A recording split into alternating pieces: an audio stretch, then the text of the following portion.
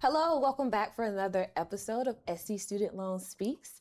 My name is Joshua Tyson. I am the Director of Marketing and Outreach here at South Carolina Student Loan, and we are back with another phenomenal podcast today. And I have guests, external guests, and I'm so happy to have them. We have April and Josh from Presbyterian with us today. Thank you so much for being with us. Yes, thank you for having us. Thank you for having us. Happy to be here. Yes. Okay, you guys. So we want to learn a little bit more about our guests before we hop into our discussion topics, okay? So April, if you'll just tell us what you do at Presbyterian and a little bit about yourself, that'd be great. Yes, so I'm April Baur. I'm the Director of Financial Aid at Presbyterian College. And my role is to really help students know how to afford college, especially a college like Presbyterian College, where the sticker price can be so high and a little bit scary to families. So we want to help them know how affordable it is. Yes. And what scholarships we offer and what is available to them. Because really, when it comes down to it, no one is paying that sticker price. So it's Right. PC. Yeah. So. Sounds like there's a lot to offer, and I'm sure we're going to get into it in just a moment. And Josh, if you will introduce yourself as well. Yeah, so I'm Josh Tyson, Executive Director of Admissions for Presbyterian College. Been with the institution for about 10 years now. It'll be 10 years this October, so very excited October about is that. a great month. It is, very happy. My role is to really help Presbyterian College find the students to bring in, and also the flip side, to help the students find Presbyterian College. Of course, we want to be everyone's cup of tea, but college is different for everybody. Absolutely. And so we want to make sure that where a student's going for their education is where they fit. And with Presbyterian College is a great institution to be there at. So, yeah. Awesome. So Presbyterian is our first spotlight institution in the state of South Carolina. So we are excited to have you all here today. So we're gonna learn all things Presbyterian College today, okay? So are y'all ready? I hope y'all are ready. Okay. All right. So can you tell us a little bit about Blue Hose? What is it exactly? Yes, so that is actually a great question and one I'm always thrilled to answer. I like to say, you can find lions, tigers, and bears everywhere across the country, but you will only find Blue Hose here at Presbyterian College. Yeah. So it really comes back from our sports teams back in the early 1900s. Our football team would wear blue socks, and so they were called the Blue Stockings. And so Blue Stockings and Blue Hose was interchangeable, and then probably in about the 50s, we made the switch over to the Blue Hose as the mascot. We went something a little bit more intimidating. I don't know how much more intimidating hoses than stockings, but it really is a callback to our Scottish heritage. The Presbyterian faith was founded in Scotland. So if you ever come to one of our football games, you'll see our mascot, Scotty the Scotsman, walking around. Okay. It really is just a callback to our heritage and the fierce Scottish warriors. Okay. I thought it was interesting for us to start there because it was one of the questions, and I was like, ooh, I really want to learn more about what this is. Okay. So Blue Hose is not the name of your mascot. No. It's just an homage to your Presbyterian heritage. Learned something new already. First question straight out the bucket. It's one of our favorite questions to ask when students come for our daily visits. We always open our presentation with that. What do you think a Blue Hose is? And we have got some truly off-the-wall answers because it is a truly unique mascot, and so not too many people are familiar with it. We actually won a competition. There was back a couple of years ago during the NCAA men's bracket and women's bracket. We had a mascot bracket of all the most unique names across the country, and Blue Hose won it. As you should have. Exactly. We were very proud of that. So, as you should have. Like Wonderful. I said, you can find mascots everywhere. You only find Blue Hose at Presbyterian. Absolutely. And I feel like South Carolina is really known for our athletics. We're like getting up there, which is really exciting. Yes. Well, we don't have the athletic director here, so we won't go too much into athletics today.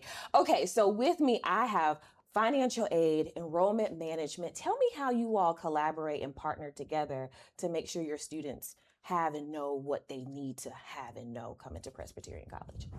Yeah, so I have a fantastic team that I work with every single day.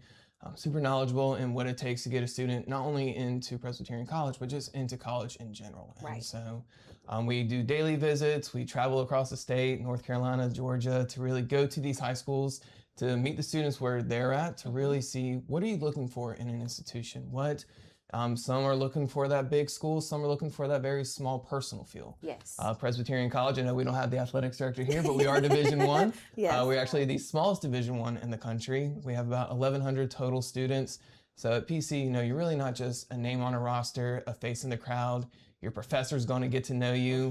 One of my former counselors, she likes to tell the story of a class she was in where it was her and the professor, and that was the entire class. Love that. So we don't have classes of 300. It's a very small, intimate feeling, and we really want to portray that to the families, to the students, that we're here for you. We're not trying to meet a quota. We're not trying to just fill the school. We want to truly be there for our students and make sure that they're getting everything that they want out of their education. Yeah. So you bring them in. And then April, once they get admitted, they come to you in your office. Yes, I help them learn how to pay for college, which is very important. Yes. Absolutely. So, and being a small institution, we're able to help students and families more one-on-one. So we set up Zoom calls with them. If you are close by, you're welcome to walk into our office anytime. So we're excited and we're happy to help. I have a great staff that spends a lot of time helping families one-on-one, just learning how they're going to pay, because every family is unique. Absolutely. And their financial situation is unique. But we do offer scholarships to all students who apply. In fact, at the time that you're admitted, we have a merit scholarship that we offer at the time that you're admitted. So every student receives a scholarship, and then it's just finding the other gap funding to take care of the rest. Every student receives a scholarship. Yes. I don't know if everybody can say that. I know. We can. Right. Yes. Which is why you're here today. Okay. All right. And they're pretty decent sized scholarships too. They start at $22,000. Yes, they start at $22,000. So again, that sticker price that you see, when I say no one pays that, no one pays that. Correct. So we have a very robust scholarship program. Okay. Awesome. That sounds like your alum love your college. Yes. To be able to do that. Okay, so here's a fun question. What does it mean to go true blue? And is there a hand movement that goes with that? Because I wanted to do something. No hand movement now, but that is a great idea. It's something we'll definitely take back to the team. Yes. So True Blue truly is a mindset. It's, okay. Like I said, we're looking for students who want more out of their college education than to just sit in a classroom. And so it truly is an informative, a collaborative, a feel-in system that we have at Presbyterian College, to where we want students to come in, not just sit in the classrooms and then graduate, walk across the stage with a piece of paper in their hand. We want them to have those life-altering events, those connections with not only their peers and their classmates and their friends, but with their professors. Especially helps when you go to ask for letters of recommendation. Because you have that one-on-one attention with the professor. And so we truly try to build service into everything that we do. Our motto at PC is "While we live, we serve," and that's not just something we put on a wall. That is something that is really ingrained into everything that we do at Presbyterian College. And so we always like to say, go True Blue at PC. Okay, awesome. It's a mindset, you guys. But they're going to work on a hand movement for me. Yes, we are. For me, at least. I don't know. I'll share it with y'all later. Okay, so Josh, I think this is another question for you. So what does enrollment look like at Presbyterian College today? Like when you and your team, they're going out, meeting the students where they are, in the high schools, in South Carolina, North Carolina, Georgia, or abroad, or wherever you may go. From everywhere across the country, international. So. Oh, perfect. So what type of student, what does the student look like that gets admitted? And then what types of students tend to thrive at PC?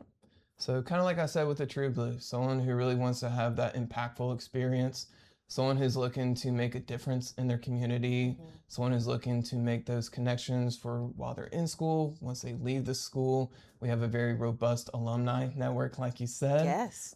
So they're always happy to come back. I'm actually going to plug one. We have Matt Navarro, class of 1999, CEO of Stanley Cups. And so he actually came on campus and gave a presentation on business to our students. And so we're really looking for that student that wants to, like I said, make an impact, that wants to go out, help their community, that wants to feel like they belong, because we don't have just one type of student at Presbyterian Yeah. College. We don't cater to just one type of student. We Mhm. want to, when a student comes on campus, they feel like they're home. They feel like they have a place where they can express themselves, where they can grow, where they can be challenged. Yeah. We have that inside the classroom, outside the classroom. We don't just give you the facts and tell you what to think for the examination. Mhm. We really wanted to see, well, why do you think that way? Why do you think this is happening? What could you do? How could you make an impact? And so Okay. the students that succeed are those looking for those leadership opportunities, those that are looking for that class or close-knit bond, that want to really feel like they belong somewhere. And at Mhm. PC, we have something for everybody. And so Okay. we're always happy to welcome every type of student to really make sure that they learn and grow. It's a very impactful and transformative time of a student's life is college. Mhm. You know, it's the first time you're away from mom and dad, Yeah. living on your own. Yeah. You can stay up as late as you want. I remember, you know, when I first went to college, I was walking to the grocery store to get something to eat. I'll walk past the cake aisle and I was like, I can just get a cake. You Like, there's absolutely no one tell could. me I cannot just get a cake for dinner. And so Did you? I did. I got an Oreo cake and it was delicious. I understand why I wasn't allowed to have cake every night for dinner, but Okay. so we're looking to help guide those students once they come to really make sure that they can be all they can be. Yeah. You know, one thing I'll add is PC really helps students reach their true potential. Mhm. So even if you are not in leadership roles, Mhm. but you think, maybe I could do this, and parents know, I have 3 children, Mhm. and I can see potential in them, but maybe they haven't hit that just yet. Right. We have a student, our student body president, Mhm. never held a leadership position in high school, but came to PC, found his groove, found his place. As part of the Hispanic Association, ran for class president as a freshman and won. Okay. And then ran for his sophomore class president and won. And now as a junior, he's student body president. Oh, wow. But again, he never did that in high school. So Right. just because you're not currently involved in something also doesn't mean that you can't be involved in Right. college. And Yeah. so parents, you see that light that just hasn't sparked yet, or you see that Yes. potential. PC really, in our small environment, allows that to come to Yeah, fruition. that development Yes. that's needed. Yeah. I always tell students, college is what you make it. Doesn't matter the size of the college you go to. If you stay in your dorm and you never leave, you don't build those relationships and the rapport with everyone, you're potentially missing out on something, That's very right? true. Yes. So get out your dorms, network with your professors.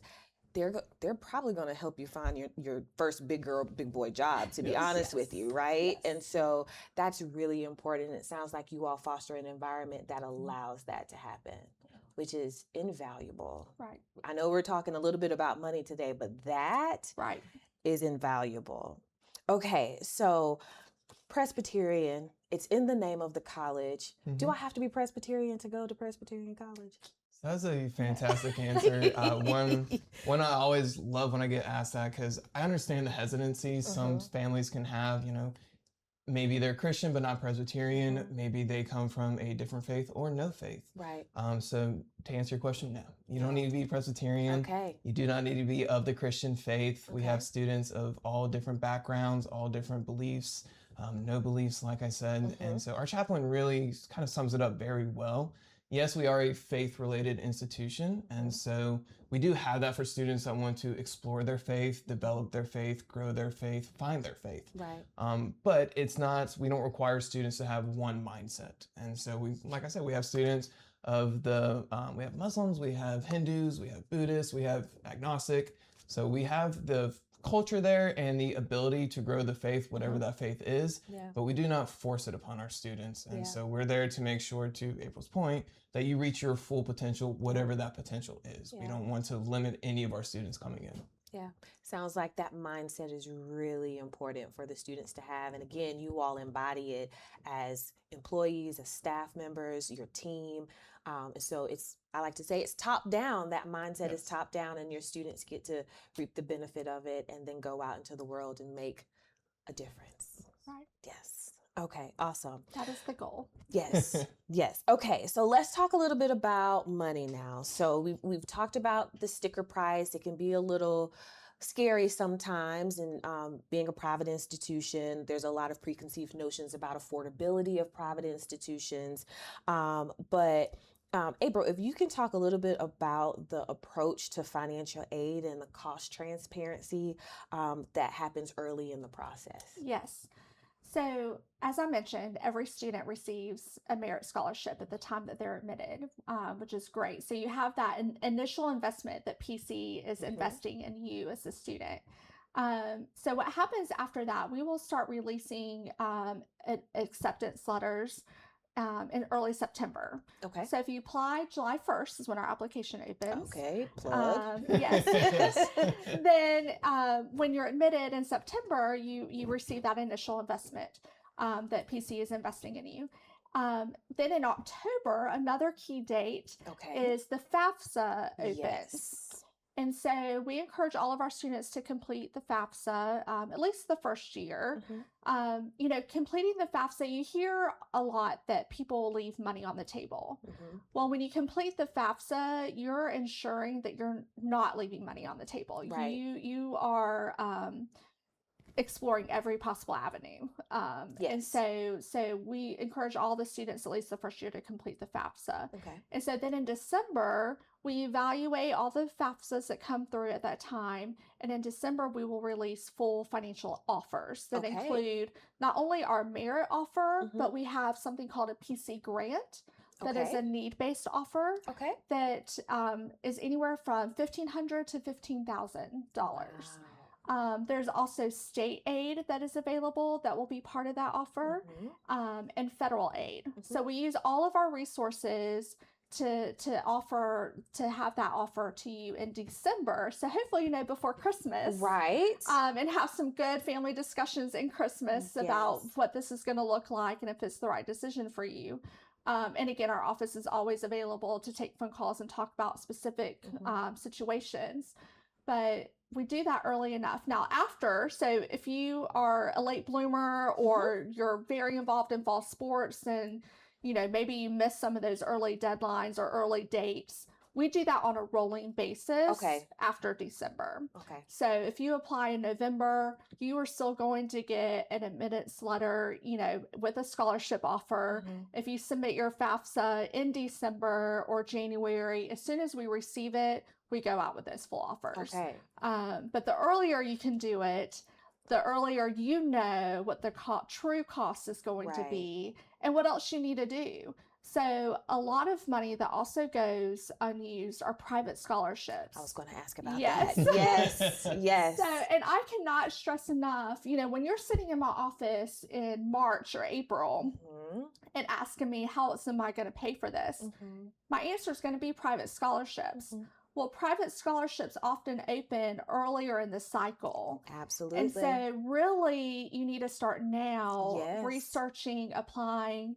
I have a young man that brings at least $8,000 with him every year in private scholarships. And impresses me. And so I asked him, what's the secret?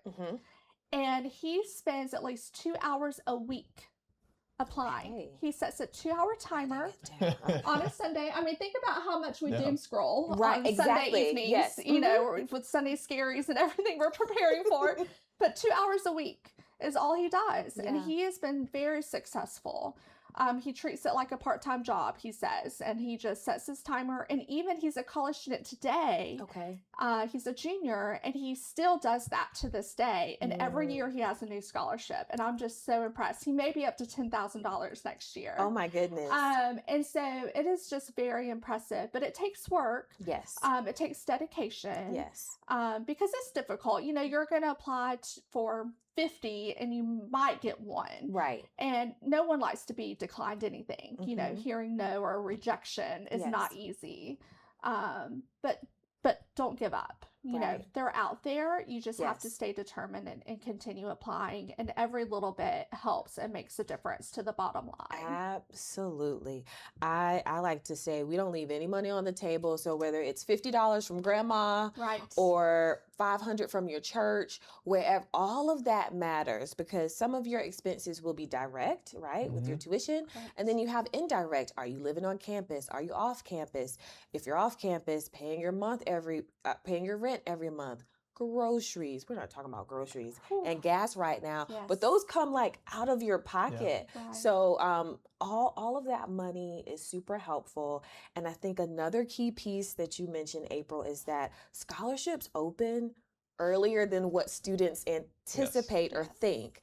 They're looking for scholarships around this time of year. Right. And honestly, you guys, a lot of them have already closed because they're preparing to send all of their money in the fall. So you don't want to miss out on what I call the scholarship window. Right. It's like September to about March of every year.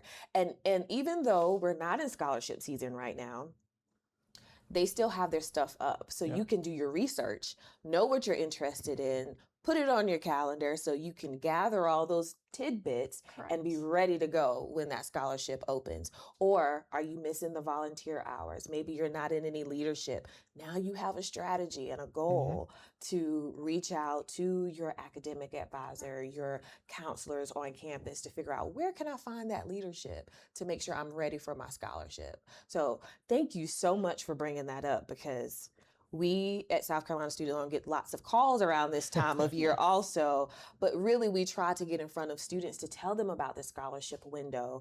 And we have some links that we can share. Do you all have any institutional scholarships that they can apply to aside from the merit base? Yes, we do. The Service Entrepreneurship Competition. And it really leans into our motto, while we live, we serve. So students identify a problem in their community and create a solution for it. And students will come together. We've had 80 applicants before with 15 presentations. You know, we dwindle that down and we invite a certain group of students to campus to present their presentation. But the cool thing is when they get on campus, they have support to either carry their project out or develop. Sometimes it evolves and develops into something else that they become passionate about as they do research and you know, there's been things on dental health in communities and rural communities. So there's all kinds of projects. There's food insecurities. We've had students present on a number of different things and ways to solve those issues. So the winner receives full tuition fees, housing, and meals. Wow. For all 4 years that they're at PC. Wow. And then we have runners up. We have honorable mentions that receive a significant amount, $34,000, $32,000. So it's a great scholarship competition that we have. That's the only thing that requires a separate application. Okay. Everything else, like I said, is merit-based and will be offered at the time of admission. Okay. But that is a separate application, and it's a really great program and a great cohort of students to then be involved in throughout your time at PC too.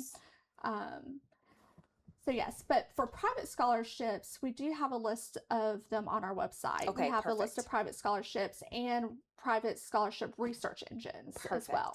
So all of those resources are on our website for you to look into. We'll link it down below, as people like to say. Sounds good. I'm people. So we'll make sure we have the correct link. Yes. And we'll link it down below. And I believe we also link out to that from our website, South Carolina Student Loans website as well. So we'll make sure that it's updated if it needs to be updated. Thank you. I appreciate that. Perfect. But that scholarship, the entrepreneurship scholarship, service entrepreneurship. That sounds amazing. That's the first time I've ever heard of it. And so if someone is interested in that, is that only offered like their freshman year, or can they apply like, I didn't know about it my freshman year, can I come and do it my sophomore year? So it is only offered as an incoming freshman. Okay. However, we do offer service entrepreneurship classes. Okay. I believe we're making it into a minor as well. Okay.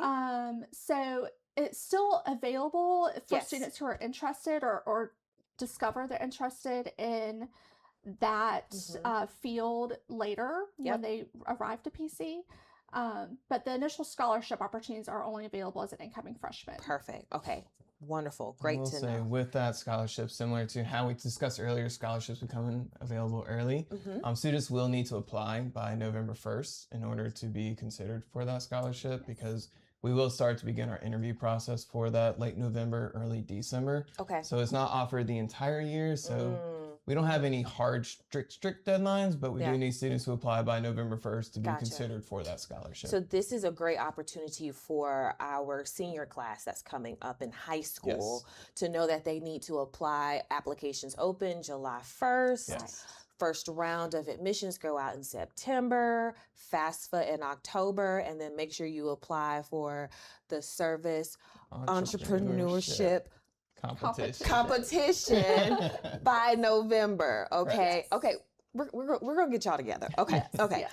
Awesome. Okay. So how does the admissions and financial team work to reduce financial barriers? I feel like we've probably talked about that a little bit, but is there anything else that you all want to add to that conversation? Because it really is collaborative. That's what I'm hearing, right? For students to really understand the timeline, and then to understand what you need in your office in order to create the best package for them. Right. Is there anything else you all wanted to add to the collaboration that happens between the two offices or departments? No, I would say we work very closely. We're right down the hall from each other. Okay, so, same building right down the hall. Same building right down the hall. So oftentimes if a counselor, one of the admissions counselors working with the students, they'll just bring them down to my office to have just that seamless communication. Yes. But I will say that, when we talked a little bit about the FAFSA, we mentioned that opens up in October. For hopefully all of our listeners starting in fall 27, you will complete the 27-28 FAFSA. Correct. That takes into consideration taxes from 2 years ago. That is correct. So we've not talked about this. And this is good. We can talk about the FAFSA for hours. We could. I don't think we have that much We time. may have opinions about it. Yes.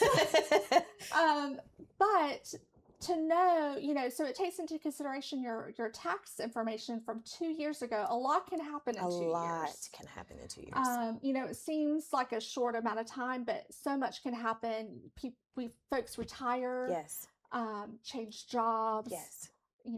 Unfortunately, we'll have job reductions or job cuts. And so what we do, when you're talking to your admissions counselor or calling my office about those kinds of things, we have a process called special circumstances that we can consider that. Okay. So when you're completing the FAFSA, as you know, you cannot really manipulate any of that data. Sure can't. But as a financial aid professional, I can go in with supporting documentation and better reflect what your family situation is Currently.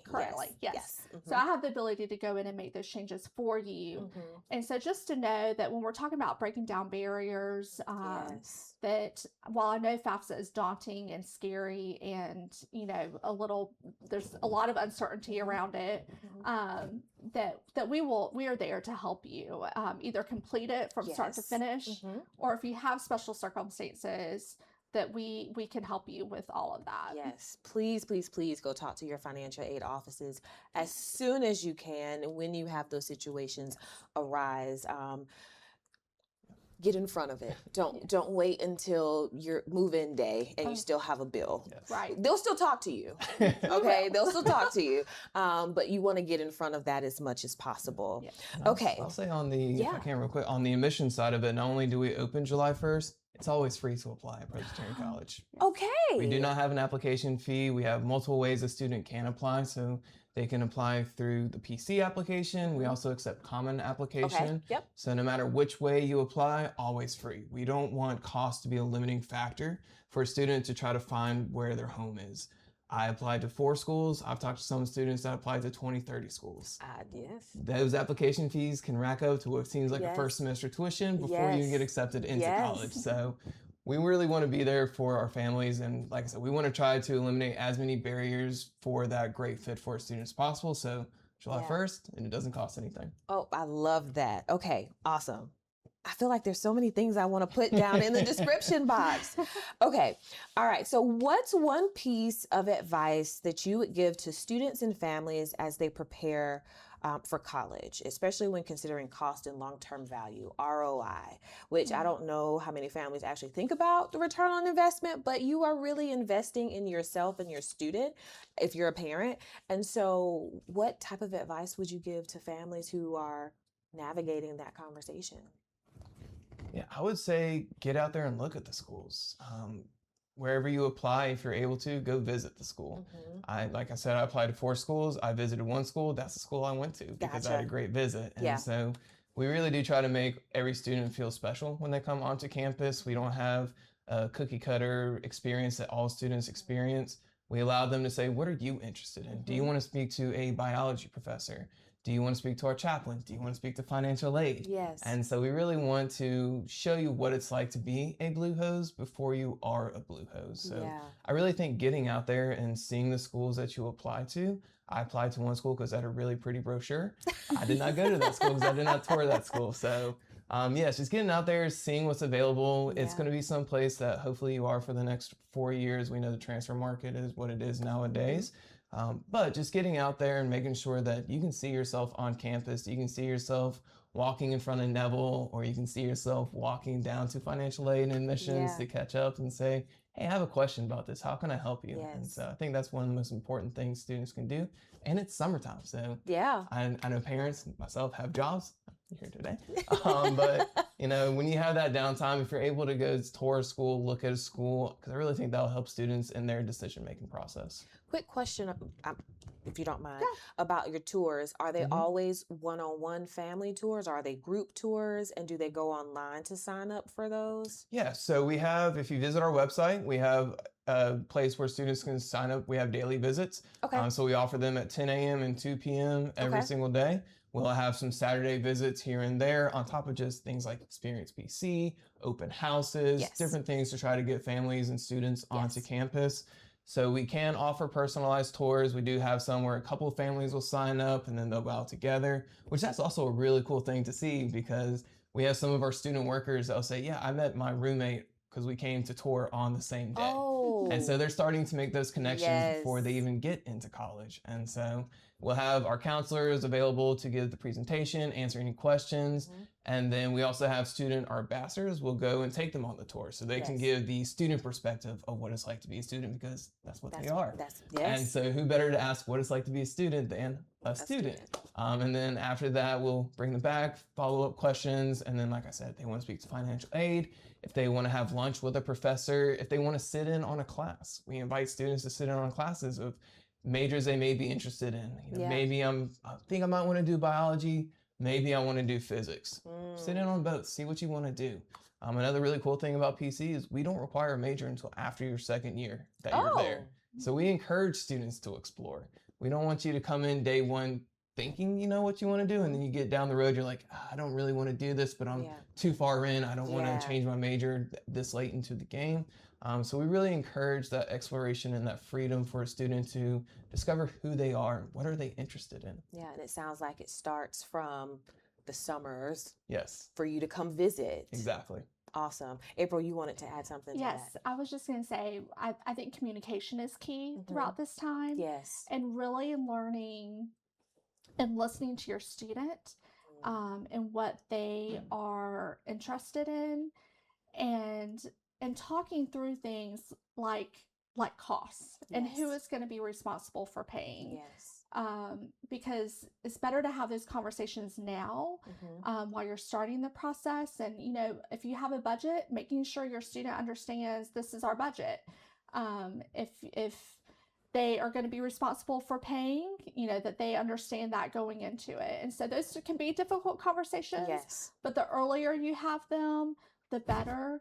But then just, again, really listening to your student and what the best fit for them is going to be. A lot of times we as parents, I'm a parent, want to live vicariously through our children. And I really wanted to go to that big school or to this certain private school, but learning and understanding where the best fit for them is at the beginning can save you money down the road too, if they are not having a good experience and need a transfer. So all of that communication is just key from the very beginning. I 100% agree. I think a lot of students that we speak to feel like it's their decision when really it is a family decision Yes. because of the financial piece that's connected to it. And honestly, students, if you want to alleviate some of that burden from your parents or whoever is supporting you financially, like that's where your scholarship process comes in. That's where you want to take advantage of internships so that when you do your scholarships, they are strong scholarship applications. And so you're absolutely correct. Communication is so important to help make sure that student is successful wherever they land. Yes. But today we're talking about PC. Yes. Okay. All right. I have 2 more questions. One planned, one unplanned. Okay. Don't worry. Y'all are going to be stellar. Okay. So what's one thing, and I would like this answer from both of you all. Yeah. What's one thing that you would like our audience, our listeners to remember about PC after hearing this conversation? I would say the big thing I keep harping is our small size. You don't need to have that big institution to have a big experience. We have our students 100% complete either an internship, a research project, or study abroad. It's actually one of our requirements. So we really do get you out there. If you're interested in study abroad, we can send you to any place in the world except for Antarctica. That's the only place, only continent we can't get you. But we've had students go to the Fiji Islands. We've had students go to Australia, Germany. We actually have some students in Germany right now on a Maymester. We have scholarship opportunities not only before you get to PC, but while you're at PC. Center for Inquiry, Research, and Scholarship to really help students get out there and find all of those national scholarships that they may qualify for. Fulbright Scholar that is teaching English out in Bulgaria. And so these are national, well-known scholarships that you think, I have to go to the big school or I have to go to the Ivy League school in order to even be considered for these opportunities. We can get you there just as well as anybody else. And then one thing that I can really say about PC is I feel like once you leave PC, you never truly leave PC. Okay. So our alumni are still well engaged with the institution. They travel, they go and take the PC Pride, the While We Live, We Serve motto out into their communities, out into their jobs. They pass it down through the generations. And it is a small school, but it is very well known. And so the story I always like to tell about that is my wife and I, we were out in Colorado. We were hiking on a mountain. We were about 13,000 feet in the sky. It was me, her, and a couple of her friends who also went to PC. And another couple walked up. I was wearing a PC sweatshirt and they're like, oh yeah, Presbyterian College. Like I had a cousin that went there. I'm like, we're 3,000 miles west, 13,000 feet in the sky. And a small school in a small town in South Carolina. And so it really just goes to show, like I said, we can do small, but we do small and we do it big and we do it very well. Okay. Well, I want to go to PC. April? Yes, I want families to know that we can be affordable. The average student pays about $21,000 to attend PC. The average cost for public South Carolina schools is about $28,000. So there's data that shows that. Yes. And so we can be affordable. Yes. And so I want families to understand that to give us a look, to come visit. Yes. Visiting is key. Finding that good fit, all these things that we've said starts with that visit. And so to not disregard us because of cost is what I would love for families to hear and understand from this. Awesome. Okay, so here's my surprise question. I already told you I want to go to PC, but right now I'm not going to enroll anywhere, but I do have a son, so we'll see what happens there. Yes. Think back to little April, little Joshy. What is one piece of advice that you wish you would have had as you were leaving high school, preparing to go off to college? I ask every guest this. That's good. Should have done our research on the podcast so we could have been prepared for the surprise question. I would say for me is to embrace change. Don't go somewhere that, because all of your classmates are going to from high school, go and be that one person from your high school at that institution. While I went to the school I went to, I had about 30 of my classmates from high school go to it. I didn't really see many of them around. So I think embrace the unknown and don't be afraid of something different. get outside your comfort zone a little bit. Yeah. Go see where you truly fit in, and don't let others really make that decision for you. Mm-hmm. We talk about it being a family decision, but as I mentioned, this is a time for you to grow. Yeah. So challenge yourself, push yourself. Yeah. See what's out there, and don't be afraid to be uncomfortable. Yeah. Oh, I love that. Great. I think that's great. I came Yeah. from a small, I'm a first gen student. Okay. Very sheltered. Okay. And so I was ready to do all of those big exploring things and wanted to do the complete opposite of everything, Mm-hmm. I think what I would tell myself now is to network more and really hone in to the academics of the institution as well. There's a lot of great social things, but put yourself in positions and surround yourself with people that are going to support you and connect you to the right people as well. Is going to be very important. And that's what part of college is for, is getting you connected to the right folks and taking advantage of the free resources while you're on campus. Yes. One thing we haven't mentioned is we offer free counseling services. We offer free academic coaching. And so taking care of all of those free things that college offers, taking advantage of all of it. I thought it was too good for some of that, or didn't want to do that anymore because of the life that I had lived. And so, but it's okay to still tap into all those free resources. Yeah. I think that both of you all are amazing. Thank you. And you are at PC, so you make PC that more amazing. I think you can see their passion that they have for their students and their departments. So I just want to thank you all so much for being here with us today. This was great. And any parting words before we wrap up? Go Blue Hose. Yeah. Go True Okay. Blue. Yeah. Now we're going to work on a hand movement. Yeah. Next time we'll be here, we'll have one for you. Perfect. Thank y'all so much for listening and watching today. Stay tuned for the next episode. Have a good one.